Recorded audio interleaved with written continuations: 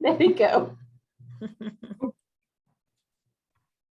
All right, am I the official? Go ahead, Michelle.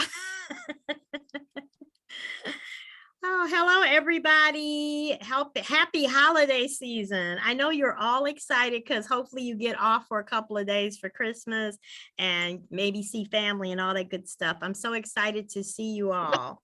It's going to be a good day today. We have a few surprises for you, so get ready.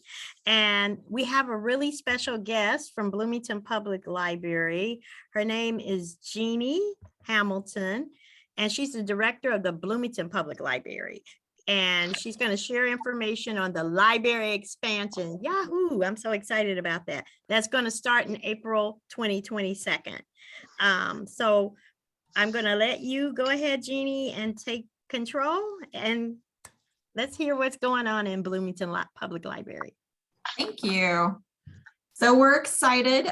You're the first group that I get to talk to after last night. The City Council approved the tax levy to support the first year of the bond repayment. So we're really excited moving forward towards this expansion.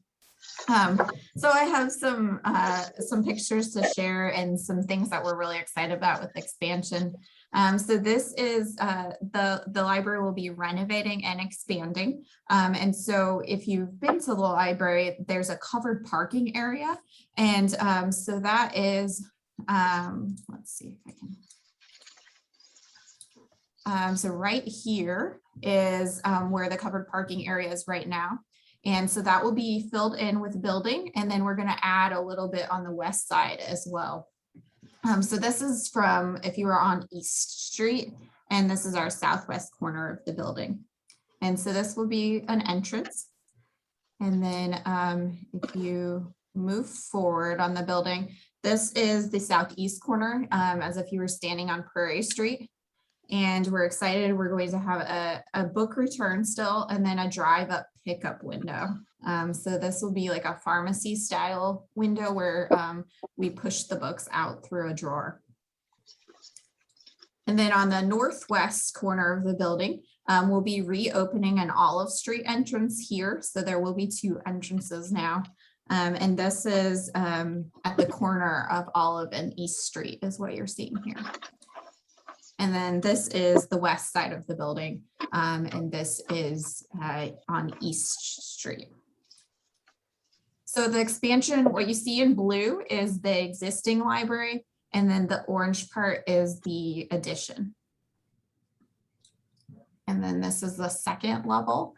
So we'll have, we're focusing most of the expansion on the west side of the building so that that's concentrated, and then that does reduce construction costs if all the new building is on the same part. And then we'll have a small third floor on that west side as well. And this will be primarily administrative functions so that we can focus those first two levels mostly on public services. So we do, our building was built in 1976. And since then, we've seen a 92% increase in the population in Bloomington. But we've only had one small addition, and that was in 2006, and it increased our building size by 26%. In that 2006 edition, it used to be all covered parking underneath the entire length of the building, and we filled in the other side. So now we're coming back and filling in the west side now. So we are really excited about these designs. We're trying to do practical designs that are focused on truly meeting the community's current and emerging needs with flexible, forward-thinking spaces that address population growth, the aging facility, and focusing on these four categories: education, innovation, collaboration, and access. I'm gonna skip ahead to the floor plans so that I can show you where these different areas are. So on the first floor will be the children's area, and there will be two story time rooms. And this wall here is a movable wall. So it can be one large room or two separate rooms with activities going on in both rooms. And then we'll also have a discovery zone with some expanded play for the kids, interactive, tactile learning that they can do here in this area. And then we'll have 3 study rooms in the children's area. So we're really excited for this, for like student tutor duos, or maybe even some small group meetings for the kids. So that's a really exciting thing, because right now the kids don't have any study rooms for themselves. We just have one study room in the building. And then throughout the whole building, we'll see wider aisles and more accessible shelving. And then on the second floor, so this area will be open as you walk in from the parking lot. It will be a 2-level small area to make it feel really open and inviting. And you can also enter in from Olive Street. And so the second floor will be primarily teens and adults. But we'll have a computer lab that we hope will offer more workforce development opportunities, and a private space for people, a quiet space for people to use when they're applying for jobs when we don't have classes going on. So that room will be open to anyone when the classes aren't taking place. Also on this floor, we'll have a maker's lab. We really envision this to be a flexible space, but things like 3D printing, robotics, new technologies, hands-on learning in this space. And then we'll have a teen activity room, which is like our teen zone now, but it will have more space than what we have now. And their book collection will be just outside of the room. And then there will be 2 recording studios as well. These we're envisioning more for like podcast style space where people can record maybe oral histories and really be creative in this space. Maybe they could do some, like if they were applying for music school, they could do a recording here, but it's really not a whole band studio. It's more the 1 or 2 people in there making some recordings. And then the really exciting, we'll have 3 meeting room spaces on this level, and these will be our community meeting rooms. So again, if you've been to the library, that we have 1 community room right now, and it's the size of 1 of these. So we're excited that we're tripling the space, and then these 2 are movable walls. So it can be, you could use 2 rooms together or all 3 rooms together for an even larger space.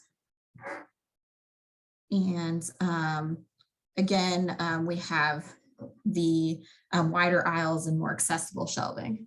I'm going to pop back down to the first floor.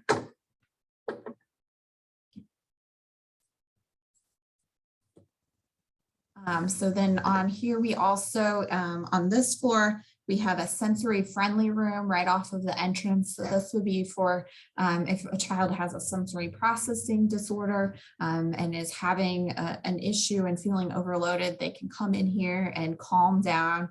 We'll have sensory kits that we already have the kits at the library, but like noise isolating headphones and fidget spinners.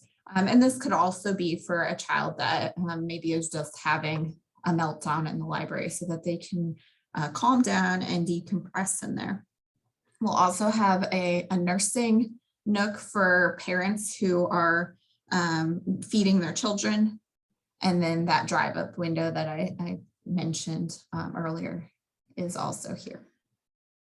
And so hopefully we never have another pandemic, but if we do, we'll have that drive-up window so that people can pick up items. But it also is a game changer for parents with sleeping kids in the car or someone just running by on their way to or from work. So our timeline is that in January or February, we plan to release the request for bids for construction, and then we hope to break ground in April of 2022. And then it's about an 18-month project, and we will be open the whole time. So we'll have about half of the building open at a time, and we'll do phasing. And so we plan to open in August of 2023. And so just the funding model is that we do have reserves that we've saved up over the years. And some of that has been paid towards architectural fees already. We did get a $5.6 million grant from the Illinois State Library. And we do hope to raise about 1.2 million in our capital campaign. And then the council took that step towards approving the $14.2 million bond that will fund the rest of the project. So it's about a $25 million project. And so feel free to visit our website to support us, send people that way. Right now we're in kind of the quiet phase, as quiet as we can be since we're a public entity, and we're talking with people who we know have supported the library over the years. But soon, like early next year, we'll open that up and do some more public fundraising and really invite everyone in the community. We hope that we'll be able to invite everyone at all levels to be a part of this project. So I'm happy to open it up for questions now. If anyone has any questions about anything about the expansion or the timeline. I like the fact you have a sensory room. That is major. There's a lot of parents with children or youth that have special needs, and that's just, I'm blown away. I think it's just great. We're very excited about that. I have a question. So does this mean when construction starts, you will be closed for a year, what, 4 months, and then you guys reopen, or are you going to be still there while construction is happening? Yeah, we plan to be open the whole time, and we'll have to probably close here and there, but we hope those will be, a few days at a time. So what we're planning on doing is we'll start on the west half of the building, and we'll live in the east half, and then once the west half's done, we'll move into that, and then the east half will be completed. So it will be a construction zone, so we won't be able to offer everything during that time. But we do plan to offer services throughout the project. With the 3 community rooms, I'm very excited because we use your rooms. Well, before COVID, we were really faithful. It kind of threw us off. Department. Hello? At the health department, our WIC and family case management programs really appreciate the breastfeeding.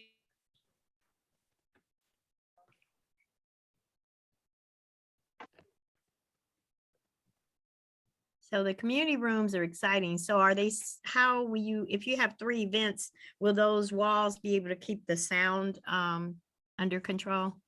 We hope so. So it's not the 70s styles church basement folding partitions anymore. So they do make them pretty well. And I actually came from a previous library that had a partition like what we're looking at here. And there's occasional things if you're standing right next to the wall and you have loud groups in both, then you might hear a little bit of sound bleed over. But overall, the technology and the equipment has come a long way in helping so that they truly are can have 3 different events going on at the same time. Okay. So is the staff going to go through some extensive training because all this is totally different than what they're used to working with? So we're hoping to open with just all our current staff, and then we'll see where we need potential staffing growth if that's something that we need to do as we move on. And then we'll have training. We do have an IT department here at the library with internal staff, so they already do help us with a lot of our technology needs. So I'm sure that they'll be running around a lot when we first open to help with all of the technology needs. Thank you. Anyone else have questions for Jeannie? If not, thank you, Jeannie. This is a real eye opener I'm a library fan since I was like 5 years old, so I'm all excited for you. I live in Normal, but you know I'm going to sneak over to your library. Laura isn't on here, is she? But yeah, I'm excited. This is beautiful and a long time coming. So this is going to be, I'm in awe. It's going to be so many services for the community. You guys are going to be packed. It's going to Yes. be the place to go. We hope so. We're very excited about it. So Laura said she heard me. I love both of you. Okay. I love you both. I love Michelle too. I'm not biased, I promise. it's okay. Libraries are all about cooperating. So we encourage you to use both. Yeah, definitely. Jeannie, Thank I'm you, so, Jeannie. Thank Go you. ahead. Yeah, let Michelle know if you have any questions or if you have any feedback that you want to pass along, and we're happy to take that. thank you, Jeannie, for such a, not only an exciting new development, literally and figuratively, but thank you for all the updates, thorough explanation, everything, the funding, the whole 9 yards. And it's going to be such a great community asset with not only the expansion, but also being in a central location to be a central hub for a lot of the human service supports that are offered throughout the community. So gaining more traction and that availability, so exciting. So any way the ROSC can help out and getting that word out, Michelle, you know, we'll put up those Yep. videos on YouTube, the whole 9 yards. So thank you for sharing that, Jeannie. And Thank you. actually, Jeannie will be on the ROSC YouTube soon with this video. Exciting. All right. Thank you, Jeannie. That was just the best news ever to start off December. Thank you so much. I can't wait to hear all the updates. So we're going to bug Michelle. What's going on at the library?